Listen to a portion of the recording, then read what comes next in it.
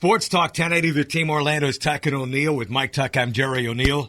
Got the football out, though we had a football topic. Big news in the opening hours of free agency. The first full day where you could make it official you've signed new kids on the block was the deal that sends Brock Osweiler via a free agent to the Houston Texans. Says goodbye to John Elway. And the world champion Denver Broncos? Scratch, scratch, scratch. What's going on there? Well, money talks, first of all. So Brock Osweiler went and got paid. You know, I'm going to have to side with Elway and the Broncos on this. Nobody knows their quarterback better than Denver. They've been around him. They've tutored him. They've taught him. And yet they offered him? They offered him. Okay, thank you. And then they said, this is it. We're not offering you more than this. That happens a bunch. No, and I know. And that's why I'm saying I'm going to say that they feel like you're not worth as much as Houston's willing to pay you. And now they have a problem, like everybody else. But what, no quarterback? Here's the thing. When's the last time we had a backup quarterback that went somewhere that blossomed into a star? Look, we'll go. Been a long time. I can't tell the future, okay? I can't tell the future. What I can say is this.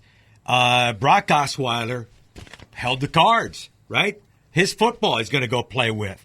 What he does believe is that Denver turned its back on him. Now, look, I was watching Denver Bronco football with Brock Osweiler in the huddle. I was not impressed. So anybody who suggested that he was wronged by being replaced by Peyton Manning once he got healthy, go back and look at some of the games and the results, both losses as well as wins when they barely scored enough points, to keep the guy operating it happy.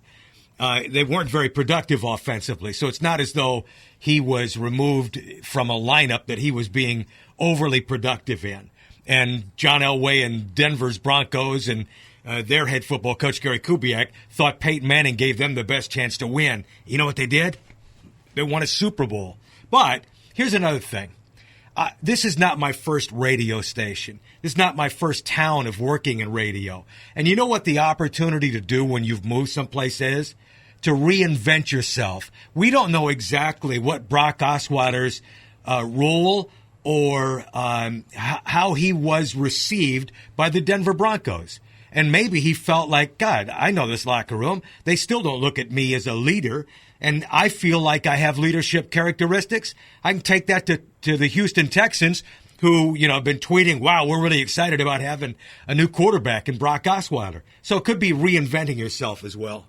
We'll find out. It sounded like there you agreed with me a lot that Osweiler wasn't worth the cash. Houston is desperate. I think that's what plays into this, too. The Texans, their management, Bill O'Brien, they've been there. They've won some. They won the division in part because it was terrible. Andrew Luck got hurt, etc. They did win the division with 9 wins, though. Give them credit for that. But they've been desperate for a quarterback since he arrived and previous to him arriving. Correct. And everybody's clock is ticking a little bit faster going, we got to figure this out. And if they looked at this draft, and they have, this is where you trust that people are smarter than, sometimes we think everyone's stupid. They're smarter than that. They looked at the draft and they said, well, we're picking. We don't want these quarterbacks in the first round, second round, or whatever.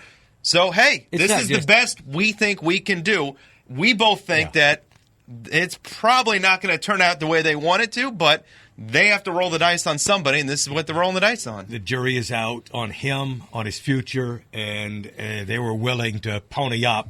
Like you say, they're significantly better on paper going into the year than without him. One more thing. You got anything else? No, I'm done. All right. We got something else?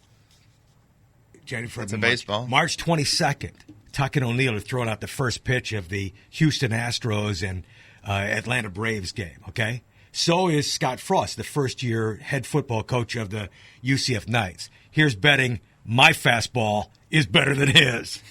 What do you think? I'm going to take his arm. Huh? If we're going with the radar gun, I'm going to take his arm. Why do you say radar gun? I'm throwing strikes. Somebody played high school quarterback. Somebody else played college quarterback. Whatever. We're Tuck and O'Neill weekdays 3 to 7 p.m. Sports Talk 1080 The Team Orlando.